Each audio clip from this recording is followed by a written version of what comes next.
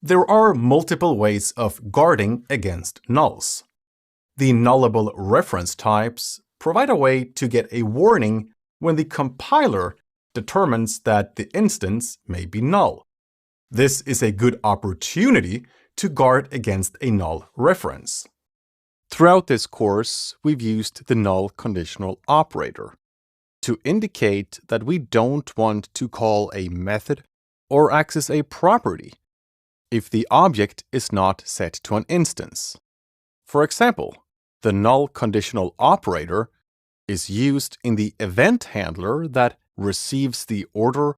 Since the order is marked as a nullable reference type, the compiler will tell us that this is a good idea to check if it's null before accessing its members. In this case, accessing the order number, which is a GUID, using the null conditional operator means that the result will be a nullable GUID.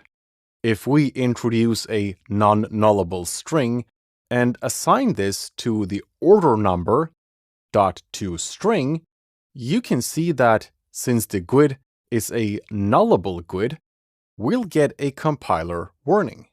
By now, you know that you can use the null conditional operator to access toString, only when that is set to an instance. However, since we explicitly declared that we want a string that is non-nullable, this isn't desirable, as these will be a mismatch.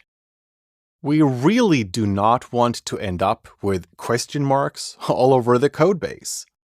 Instead, let's go to the root of the problem.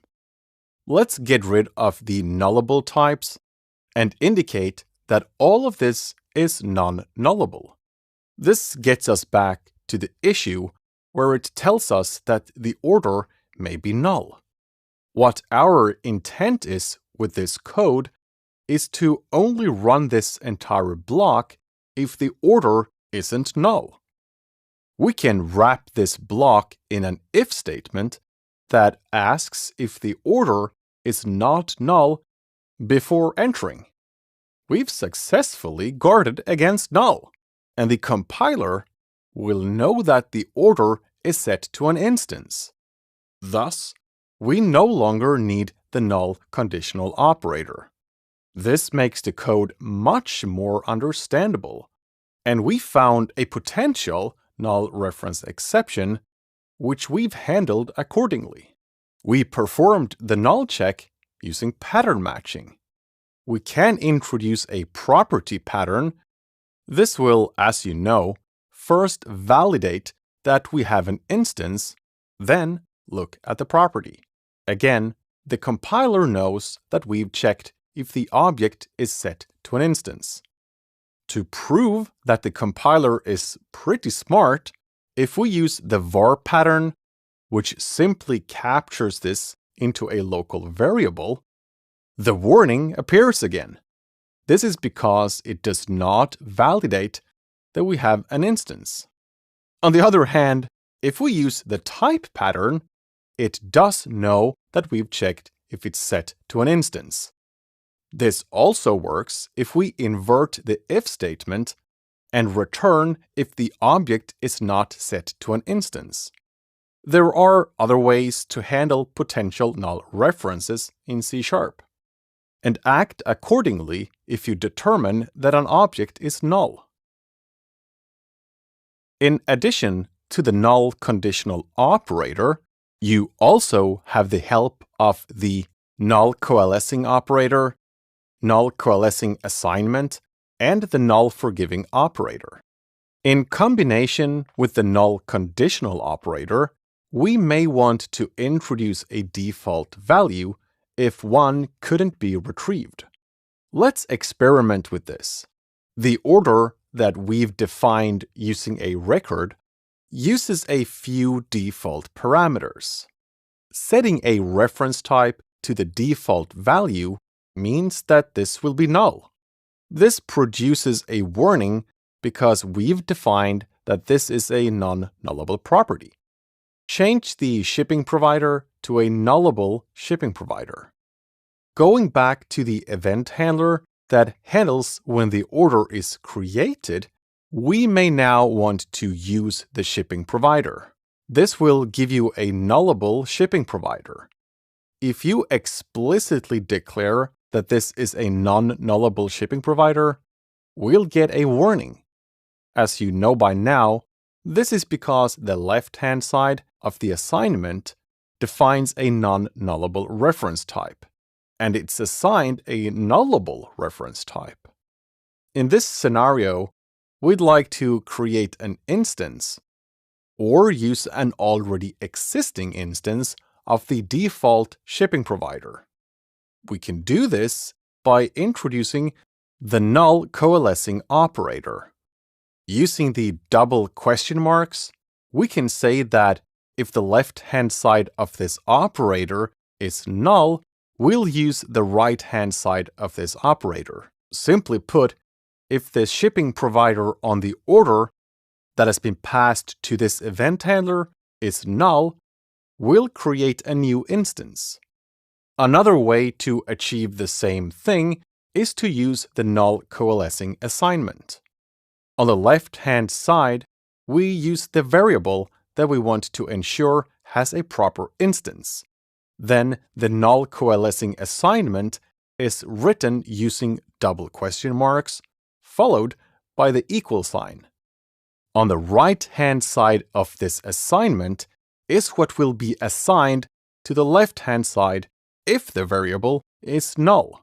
This is just an alternative way of saying that we want to assign the provider to a new instance if the provider is null. Notice that the compiler is smart about this.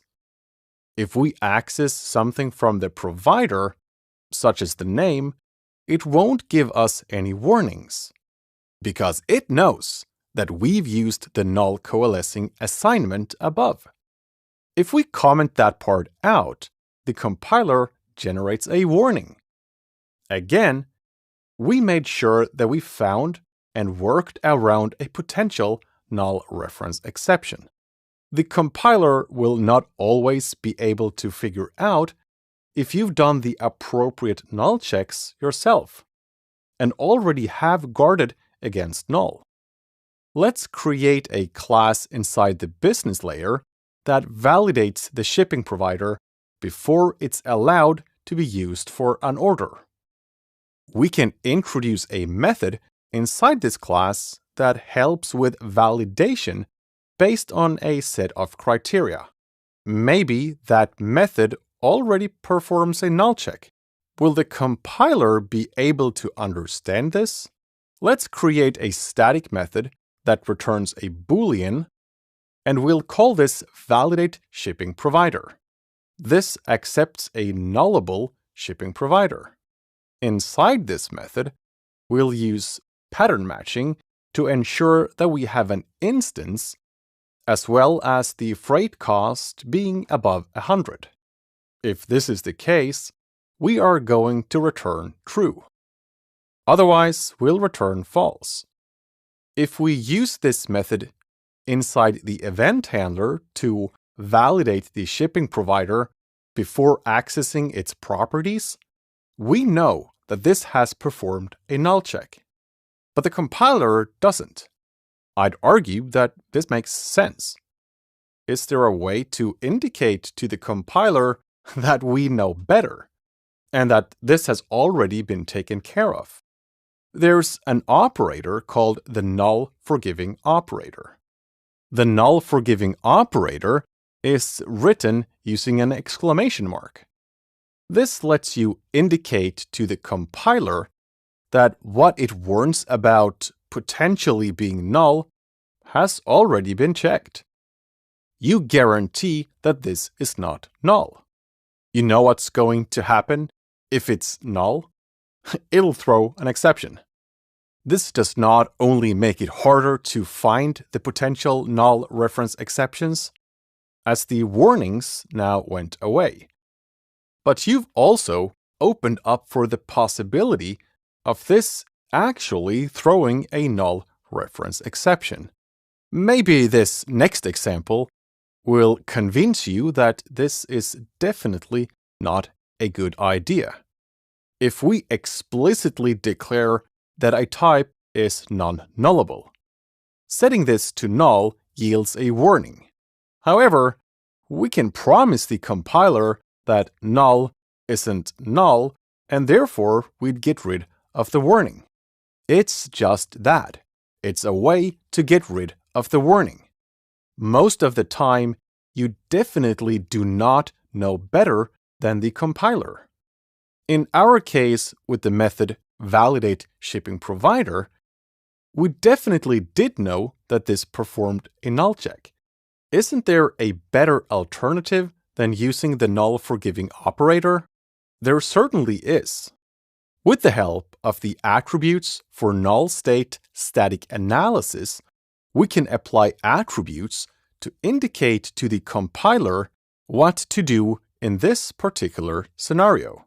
Of course, the best approach would have been to get rid of the nullable reference types. In a perfect world, we could have introduced an architecture that worked with instances that correspond with a default value, instead of relying on null. This way, we can avoid null reference exceptions. We'll take a look at the attributes for null state static analysis next, and see how we can change the method validateShippingProvider to indicate to the compiler that it already performed a null check. The compiler tries its best to track the null state during this static analysis.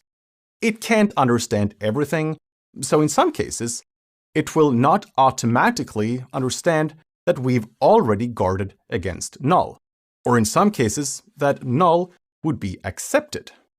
As we saw when introducing the method validateShippingProvider, this method does check that the instance of the type that is passed into the method is not null.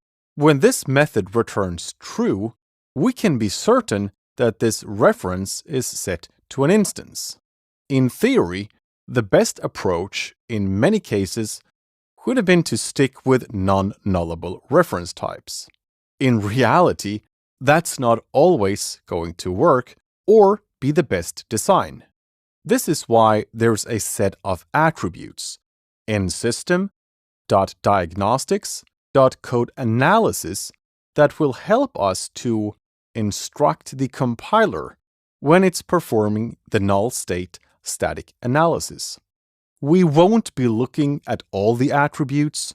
You can always consult the Microsoft Docs to see if there's an attribute that can be used in your specific situation, or if you simply want to try out all of the different ones available.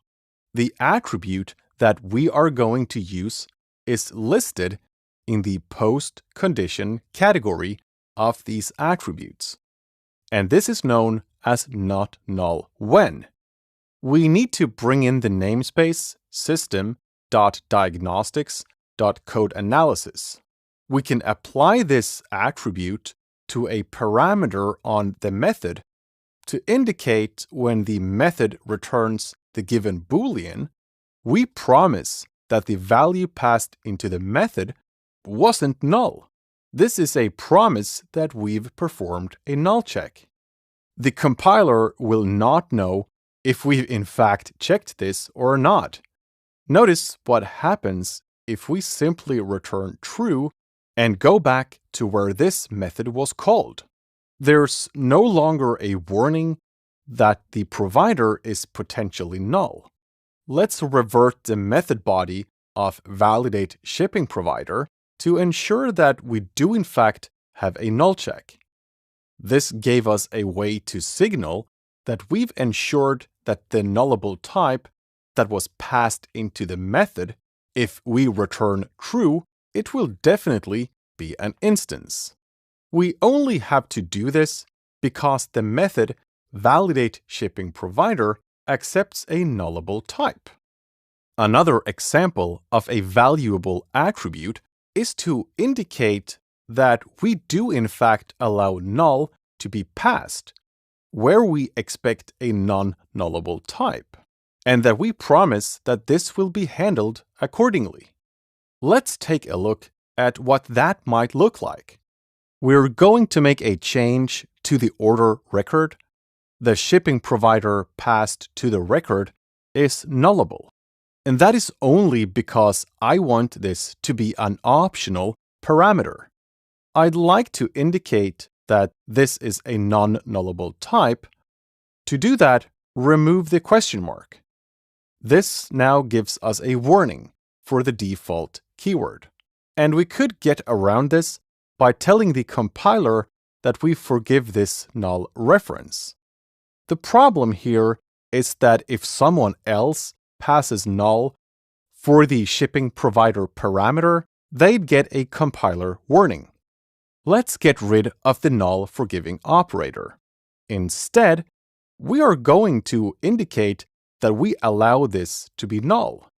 Then, we can handle this properly in the body of the record.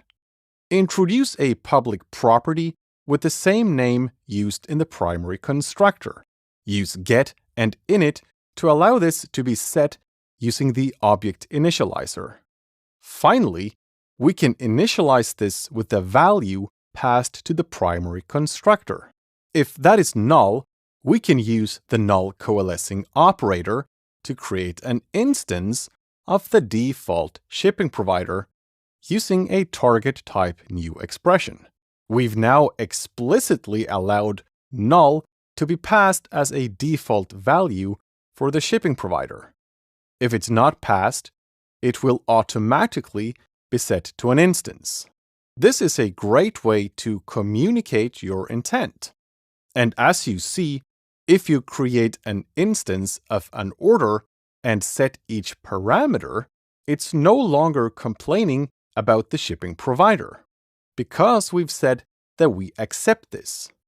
Enabling nullable reference types makes your life easier, and with the help of the different attributes, you can communicate the intent of the methods that do have to work with potential null references.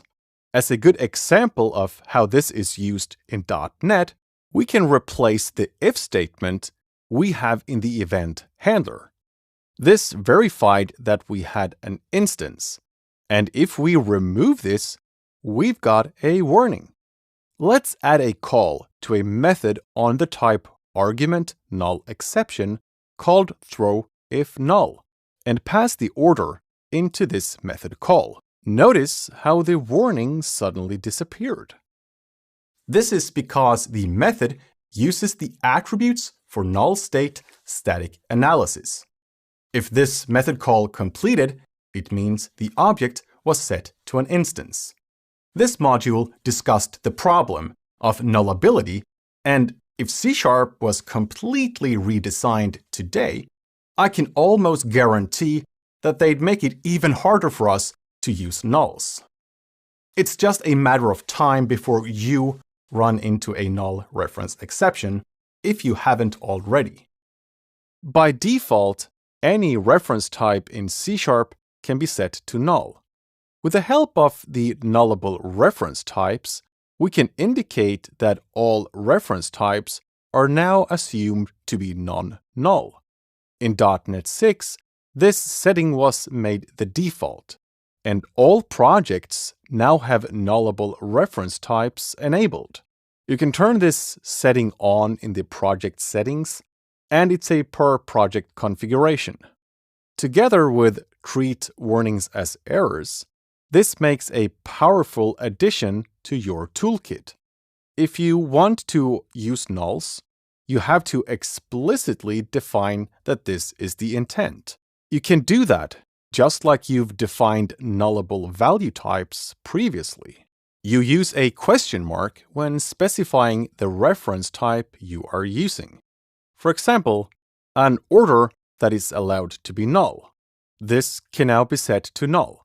And everywhere in the application where you access this, the compiler will try its best to determine if it's been set to an instance or not. You can try your best to guard against nulls, either by using if statements, pattern matching, the null conditional operator, the null coalescing operator, or the null coalescing assignment. There are plenty of ways to work around nulls.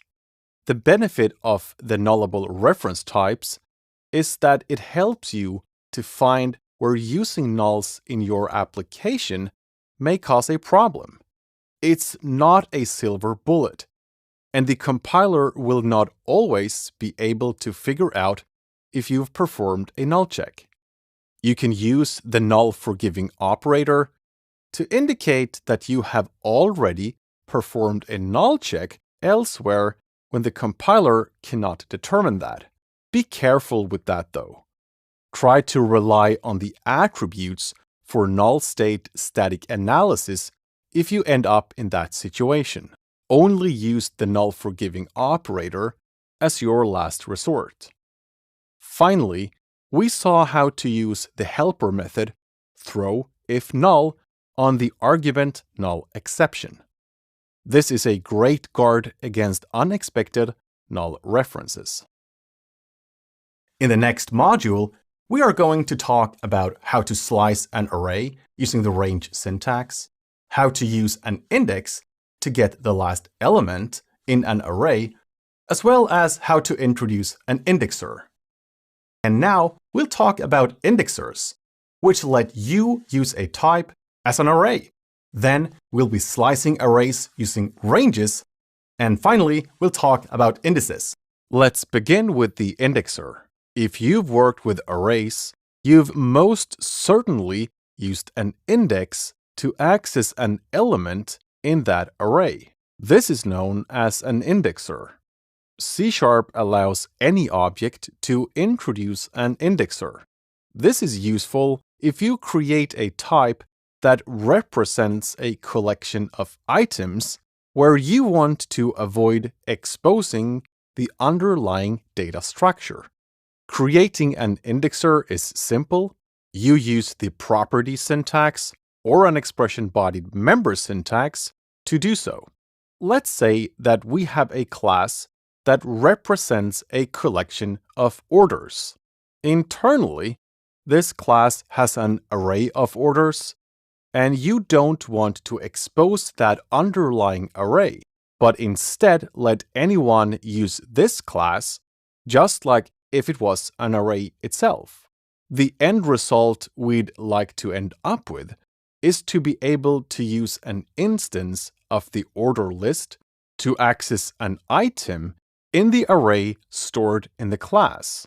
We'll start by introducing a property. This will return an order. Then, to indicate that this is an indexer, you use the keyword this. Next, you specify the type of index that is used to access one of these orders. Since the data structure is an array, you can say that the index passed to this indexer is of type int. Then we can use an expression-bodied member to fetch the correct item from the array and return that. This introduced a read-only indexer.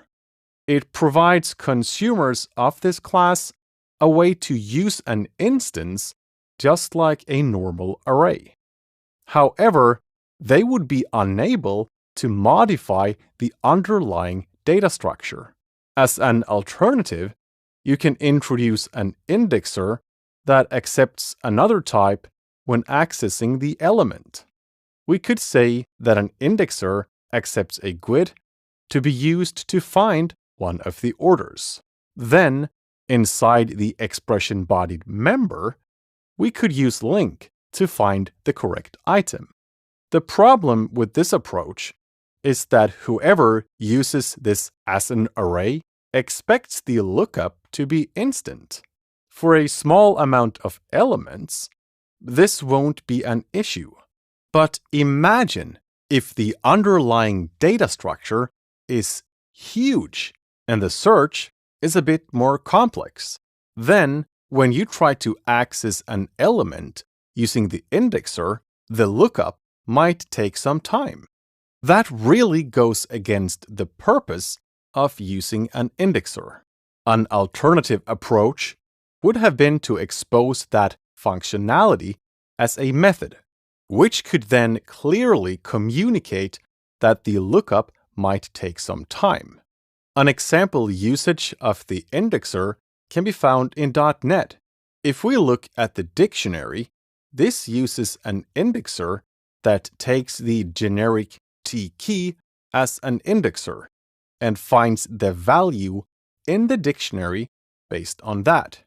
This is a great example of how the indexer can be used. If you build complex types that could be accessed in an array-like manner, introducing an indexer is simple. Next, we are going to look at how we can slice arrays by using the range syntax. If we work with an array of orders, how would you write a piece of code that solves the following scenarios?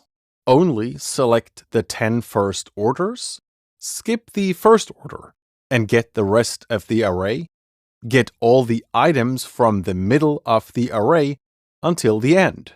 We could solve all of these scenarios using LINQ. And while the code would have been readable, it introduces a bit of unnecessary complexity. Instead, C# has a way of slicing an array. This is done using what is known as the range syntax. This is used in conjunction with what is called an index.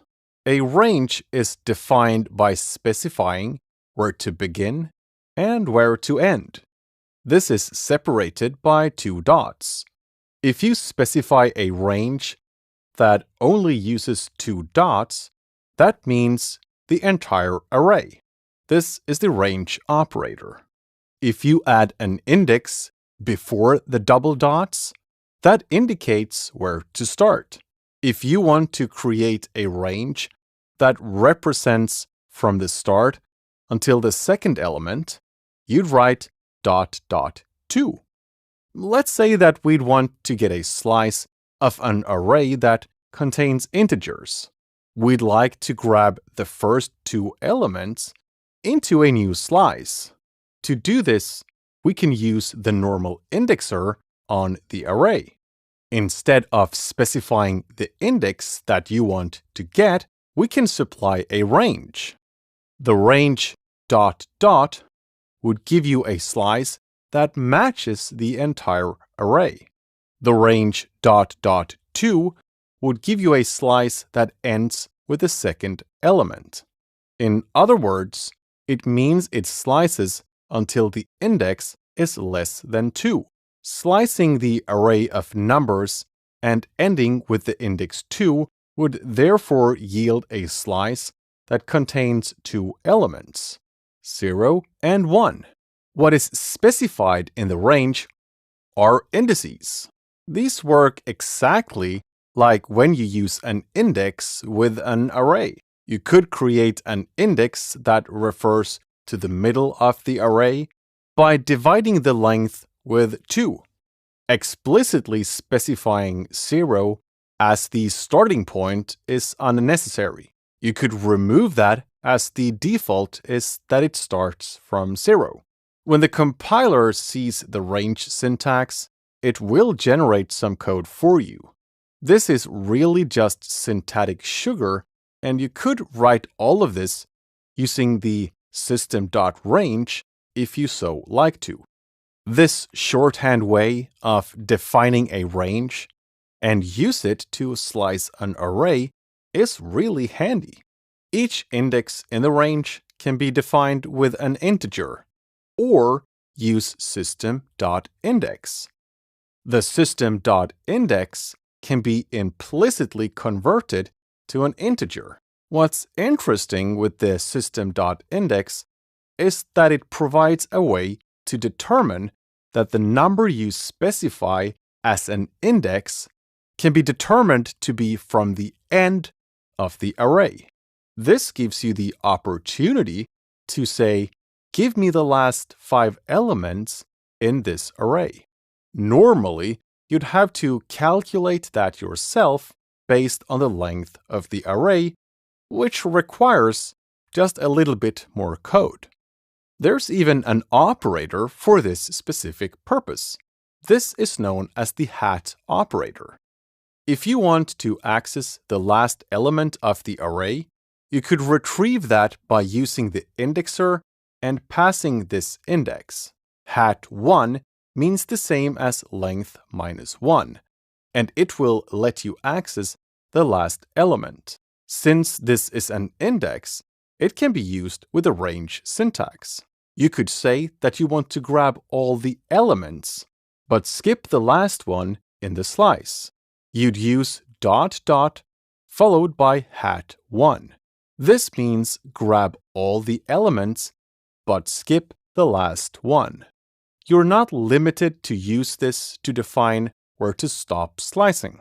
You can also use this to define that you want to start slicing from the end of the array. Let's get the last 5 elements out of this array.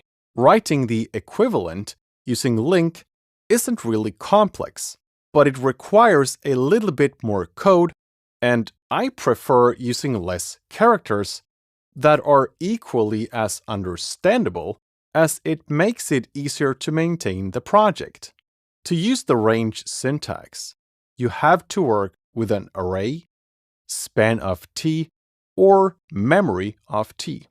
This means if you have a list of t or an IEnumerable, you have to convert that into an array first. Keep in mind that this may cause unnecessary allocations.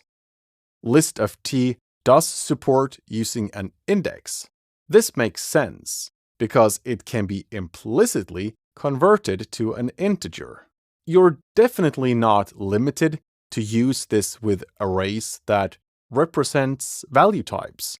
You could use this in the warehouse management system to select a range of orders in a large array.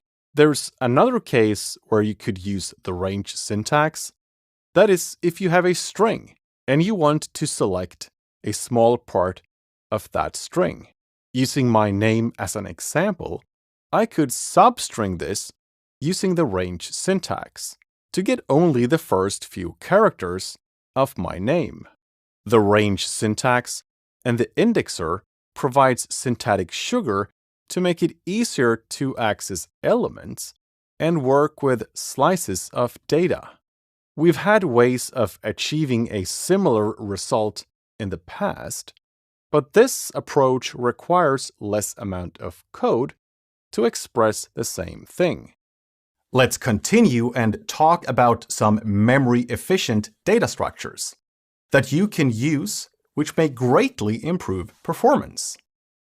Being able to slice an array into smaller pieces and only work with a portion of the larger array can be beneficial in many cases. In more complex situations, you may work with buffers, or for example, have large byte arrays where you know the fixed positions that you want to slice off.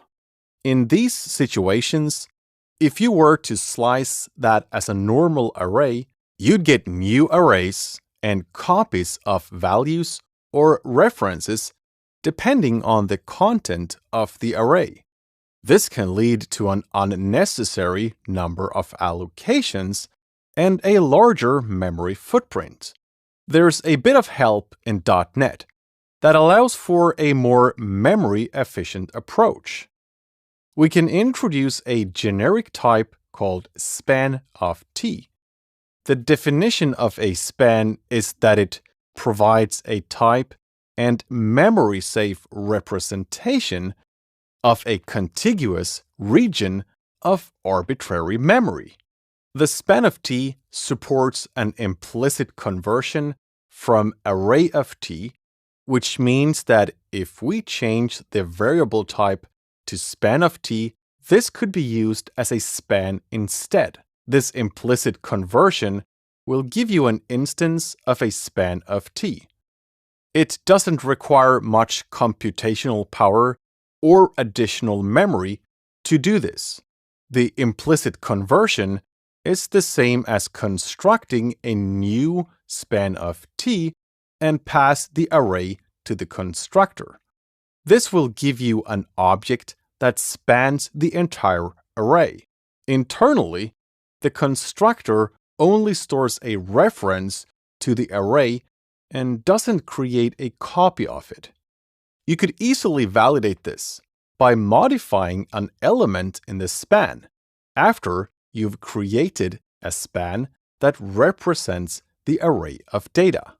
If you do, the elements in the array and the span will be identical. This proves that it in fact points to the array and didn't make a copy. Not only can the span be used to reference an array, but it can also be used to work with unmanaged memory. This makes it very useful and a powerful tool. If we use a data structure that implements IEnumerable of t, such as list of t, this would have to be converted into an array before it can be used as a span. It's wise to only do this conversion once, and then use a local representation of this span throughout the entire method.